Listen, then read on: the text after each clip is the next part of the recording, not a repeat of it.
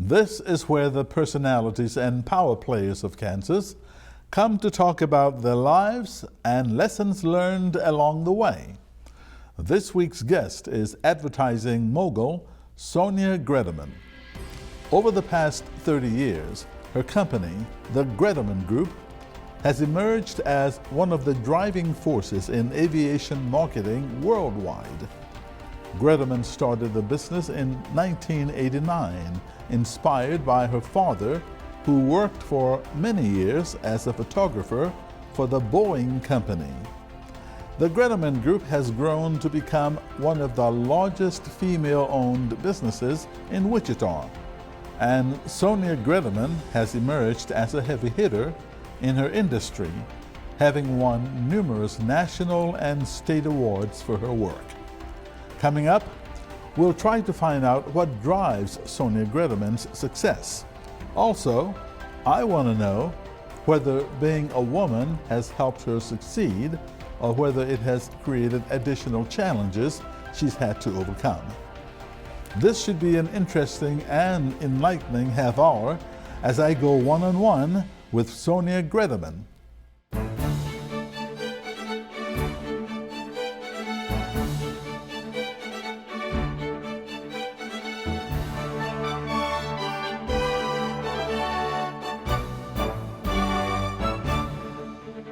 Hello, and thank you for joining me. I'm Victor Hogstrom, and I'm happy to welcome advertising executive Sonia Greteman to the program.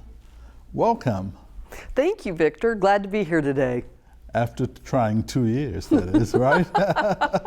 It has been. Been trying to get you on for 2 years. So who is this well-known, respected, and successful marketing advertising executive named Sonia Greteman? Are you an introspective, reflective person? Just who are you? Well, I am a creative person and I'm very spontaneous, but I am reflective and strategic because I'm a planner and I really like to plan ahead. Anybody who's worked with me knows that I have very bodacious goals each year that I try to achieve, and we're in our strategic planning session now for the agency. And so I think to move the needle forward with any of your clients or your business, you have to plan and be introspective, but then you have to turn that introspection into action. And I think we're really good at that at Greteman Group. You think of yourself as both left brain and right brain. Mm-hmm. How does that work, and why do you think of yourself that way? I think my father instilled in me the respect for money and the financial part of a business at a very early age. I started investing in the stock market at 17, and I also I knew I wanted to be an artist from about the time I was 5 years old. I was always drawing and painting and creating and full of energy, and I knew that I needed to take those two passions and unite them into a business. So I always wanted a creative business and knew I would own a creative business at some point in my life. And so it was always a goal. And I had my agency for 32 years. So Sonia, how did your life begin? I do know that you were selling photographs at the fair with your father, who worked once for Boeing. But how did this life of yours begin to become such a successful businesswoman? Well, I did start out, my dad was chief photographer at Boeing for almost 40 years, and he had a side job. He always had side jobs, and one of them was at 81 Speedway. And he would shoot pictures down in the pits of all the stock racing cars, and we would print those during the week, and then I would work in the photo lab on the weekend selling those. So I became a little salesman, and I also enjoyed seeing the images, the black and white images, come to life in the darkroom. So I enjoyed not only the creative process of making the photography, but then also reaping the rewards. And you were selling them with your dad? I was, $1.25 a piece. What did that teach you? I think it taught me how to make money, how to turn a little cottage industry business into a livelihood for myself at an early age. And I liked working with the people, and I liked working with the owners of the cars, and so it was just fun for me to make the sale. Where did your mother fit into all this? My mother was a librarian, so she taught me the power of the word, reading, and I was always a reader, and she always wanted me to illustrate children's books, and so that was her lifelong dream for me. And so my early beginnings were illustration, and that's actually how I made my way through college, odd jobs doing illustrations of people. Now that you, after which you grew up, I should say, went to college, graduated, how did you decide to become this marketing advertising executive? Was that something you had planned? Not really. I started working at a couple of ad agencies in town, and I really enjoyed working for them, but you know, I think as any young person, I always thought I could do it better than they could. Okay. So I met a couple of partners in a professional organization called AIGA, and we became friends, and then we became partners and started our first agency, and I ended up buying both of them out over the years. And the first one left really early, and then the second one after 5 years. And it was actually the best day of my life. I didn't know it at this time. I was pretty upset about it, but it turned out to be great because he really wanted to just do logos, and I really wanted to get into aviation marketing and a lot deeper into branding and marketing. Why is that? What did you study? What prepared you for this? I think that branding is more about psychology and moving the needle and getting results for their clients. So I think my interest in business and my interest in creative were more fulfilled being more of a full service agency than just maybe a logo firm. You are from what part of the area?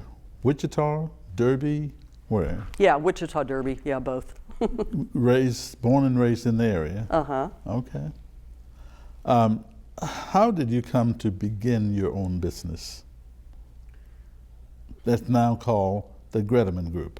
Well, it actually happened really quickly. We were in business 5 years with my partners. He told me one day that he was leaving, and that was his last day. And so I went home that night and named my firm Greteman Group because I knew it was going to be bigger than myself, and I needed people around me to make it successful. And I've always tried to surround myself with the brightest, best, most creative people I could find, and I had a nice staff that was willing to go with me and go for the ride. He was actually going to work for one of our clients.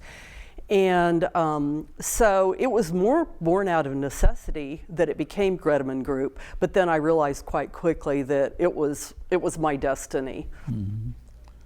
What have been the challenges, Sonia, in running your own business? Because we know that when you start a new business, most of them fail, but yours has been very successful. In fact, internationally successful. What's the secret? There isn't one secret. It's a lot of things. It's hard work. It's doing what you say you're going to do. It's reinvention all the time. It's over-delivering. It's caring immensely about your team and your clients, and being passionate about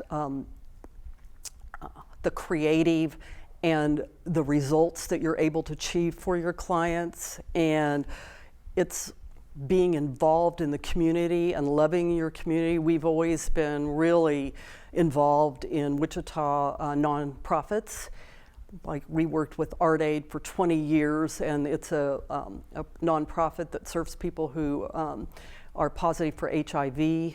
Of course, we helped with tallgrass last year. We did some really fun work for PBS Kansas this year, human trafficking. It's just always been something that if I'm successful, part of my success has to be about giving back. And I get most of my pleasure, actually, at this point in my life with giving back to the community. But isn't that what makes for a good citizen? You know, one who's successful and gives back to the community without even thinking about it? Well, I think so. I mean, you know, I don't give back because for any other reason that it gives me joy, and I love helping our community succeed. You have worked on so many campaigns. What's the one that you're most proud of? Oh, that's like picking your favorite baby. Oh, you know, one of my first clients is always one of my favorites, and it actually launched our aviation sector, but that was when we started working with Learjet, and it was just a dream client for us. It was the early 90s, and aviation was really going strong, and I fell in love with an industry and started attending the trade shows, and the planes were beautiful, and the clients out at Learjet were so cool, and everything was just clicking along, and I was traveling and doing outrageous photo shoots and traveling the world with Bombardier, doing a magazine interviewing CFOs and CEOs on how their business jets made them successful. And I mean, we were flying high. And then, of course, 9/11 happened. The phone stopped ringing. It was quiet. Aviation went very quiet, and it was a few hard years. And so with any industry, there's been a lot of ups and downs, but that one was my favorite. And then as well as, I always love working with Kansas Health Foundation and Marnie Valite, and those times were great. We did, back in the old days, we used to do annual reports, and that used to really tell what they had done for the year. And they were stories about the innovation and Kansas Health Foundation was flying high back then as well and doing amazing things for the community. So I think whenever you can unite your passion and your business, that's a great thing. Has being a woman been of a challenge to you in the world of business, or has it been easy? You know, I really, maybe I'm naive, but I don't think it has hurt me a bit, because early in my career, I was the only woman in the room most of the time. I was president of the City of Wichita Design Council for 10 years, and I was the only woman on the Design Council. And in most of the boards I've been on, as well as client meetings, you know, aviation is a very male-dominated, but I'm kind of outspoken and fearless, and I hope to think I'm fun and opinionated and hardworking, and the guys seem to like me being around. So I don't think it hurt me, maybe a few times, but not really. I think it might have been more of an advantage. You also worked on the Eisenhower Airport. Mm-hmm.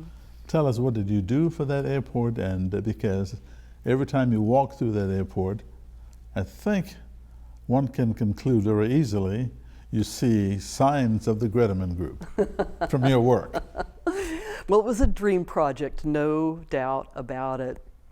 When we started, there was community groups that were assembled, and every community group, people would say, well, let's make it about, you know, Kansas entrepreneurs. Let's make it about like Pizza Hut. Let's make it about agriculture, the bread basket. Let's make the airport themed the Chisholm Trail or our Western routes. And I'd always be the last one. I'd say, let's make it about aviation. Mm-hmm. What better place to make it about aviation? And so that went on for 5 years, literally. Every community meeting, we'd go back and plow the same field and have these same conversations. And I think maybe I had the most endurance, and I was one of the last voices standing. So when the project was actually ready to move forward and the budget was approved, and the architectural team from Kansas City came to town, I said, let's go out to Spirit Aerosystem, let's tour their factory. I want you to see airplanes being built. I guarantee you're going to fall in love. And they did. I saw it on their faces when we were driving our little carts through Spirit, and they got it. And that's when they decided to champion the theme as well. A singular theme in any kind of design is always better, it's always stronger, and it's more beautiful. And our airport is beautiful because of that singular theme. It's not all junked up with Western and agriculture and all those other things. It's just, it just evokes aviation. Right. So how has the marketing and advertising business changed over the last 30 years, and how do you stay ahead of the game? Well, that is a really good question because it's changing faster by the day than it used to.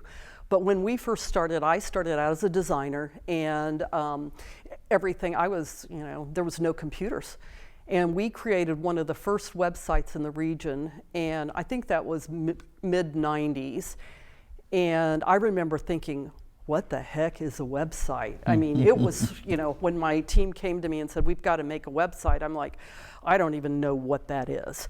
And so obviously today we would not do anything without computer-aided everything. And so we've reinvented ourselves. I used to say every 7 years, but now I think it's every 4 years. Wow. And now we're completely digital. Obviously, we used to spend $2 million a year in print, and now we don't spend that much, that's right. For sure. It's all digital, and everything is measured. And so we put a measurement strategy to every click and every view that on every single post and every single web page. And so my business side has really been ignited with digital because it's so much fun to see the results. So, most marketing and advertising companies, you find the real big ones in New York, Los Angeles, or Chicago, Miami, those places. Is operating your business in Wichita helpful to you, or is it hurting your business? Well, because of the aviation sector, it is helpful because Wichita, Kansas has a lot of street cred in the industry because of, Learjet, Cessna, Textron, Beechcraft, and all the founders and all the affiliate companies that run their businesses out of Wichita. So I think in any other industry, it would have not been advantageous. But in aviation, it absolutely is because we're respected around the world for our innovation. And you just got a client in Europe somewhere. Tell us about that. Well, it was really cool. We got an RFP from Leonardo Helicopter, and they're out of Italy. And I was talking to Ashley Bowen Cook. She's our business development director, and I said, wow, that'd be pretty fun to do that. And so we thought, well, we should go ahead and respond. So we put together the best response we possibly could with all of our aviation experience and submitted. And I think they interviewed 10 agencies across the globe. And we were the last interview, and we were actually out at a trade show in Vegas at the time, an aviation trade show. And we had to go back to our hotel to do the interview. And I could tell the client really liked us and liked our experience. And we're like, you should be here at this trade show. This is where all the action's happening. And they liked the fact that we were immersed in aviation. We knew all the editors, the reporters, we knew the trade pubs, we attended the shows, we understand the target markets that we're going to actually be flying this new tilt rotor aircraft that we're helping them launch. And so we were selected. We made a trip to Italy and just had the best time doing our discovery process with Ashley and I, and then their entire team of about 15 marketing professionals. And so it was a whole lot of fun, and we're still working with them. Well, congratulations. Thank you. Let's do a little lightning round of some brief answers. Okay. I'll ask you to tell me about your favorite things and why. All right, we'll begin. What is your favorite advertising campaign of all time? That's not yours. Well, there's two.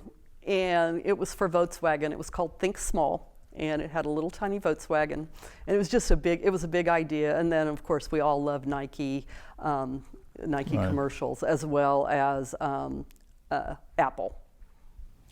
Your favorite slogan? Oh, it's probably just do it. Just do it. Mine is, it's the real thing. Oh yeah, well, that's a good one. That's a good one too. What is your favorite food? Well, I have been a vegetarian for about 30 years, and so I like green juice. Okay. I know that's crazy, but I really like it. What is your favorite music? Oh, I like the blues. I Oh. think the blues have a lot of soul and history, and just feels good to listen to on a Friday night with a glass of wine. So you should visit Memphis. Yeah, yeah. What's your favorite type of television? That is, whether it's news, drama, comedy, travel, whatever. Well, I have to admit, this year I have consumed more TV than I ever have in my life during COVID, but it's probably drama. Have you been watching some seriously good TV? Absolutely.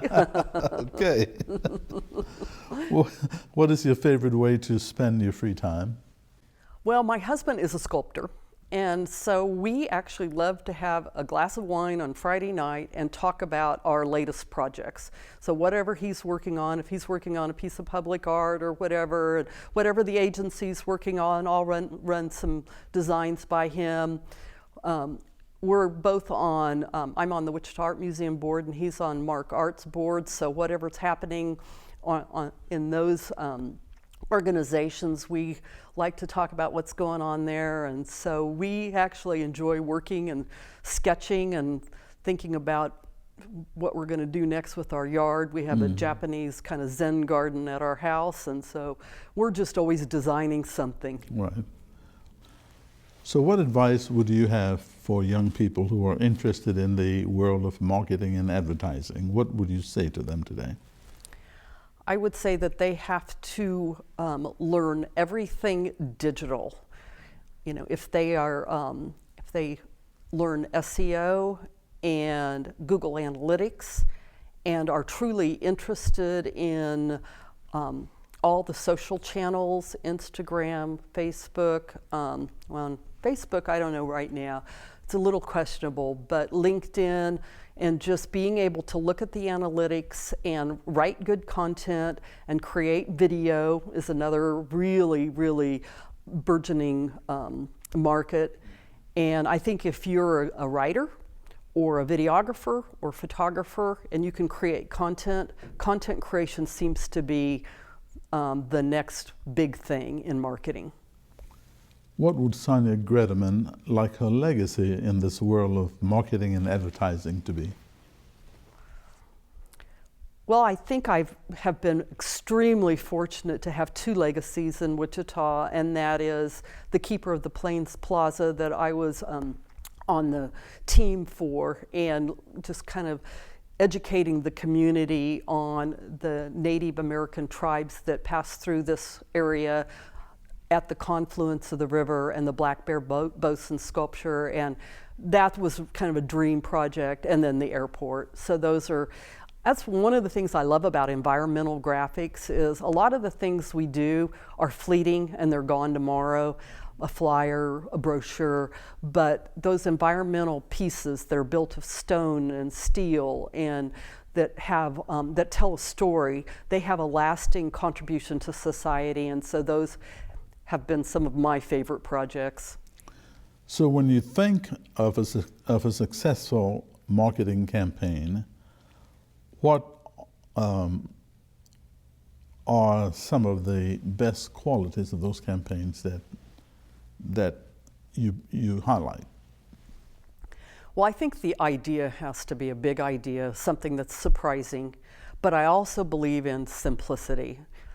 I love a simple, clean idea that's not too complicated. I think the word and the visual have to unite in an impactful way.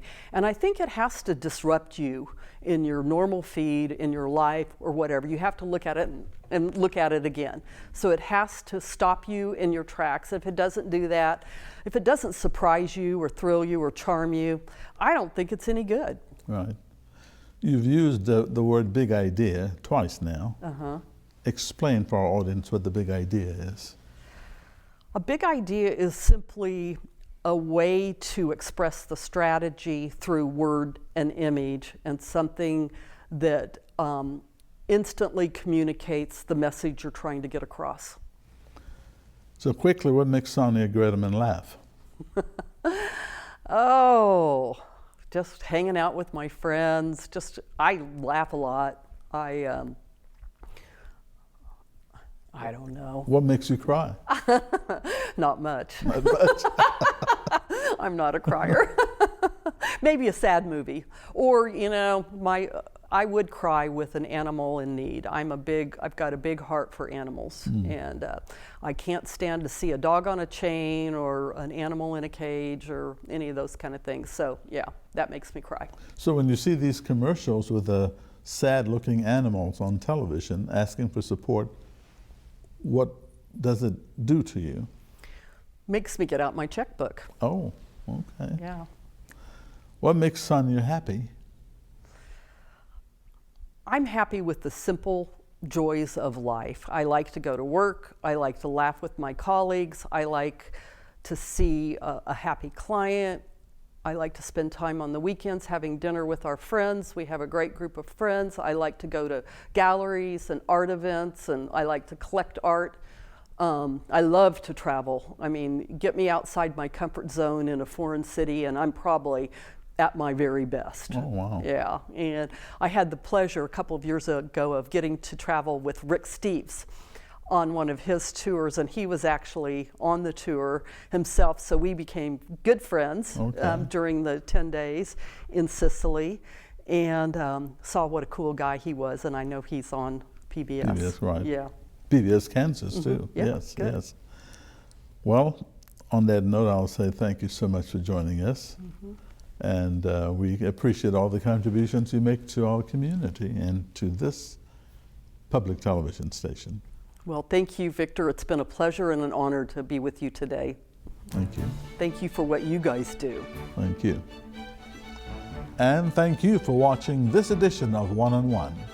If you have a question or comment, our email address is oneonone@kpts.org. We enjoy hearing from you. Until next time, I'm Victor Hogstrom, and I'll see you again soon.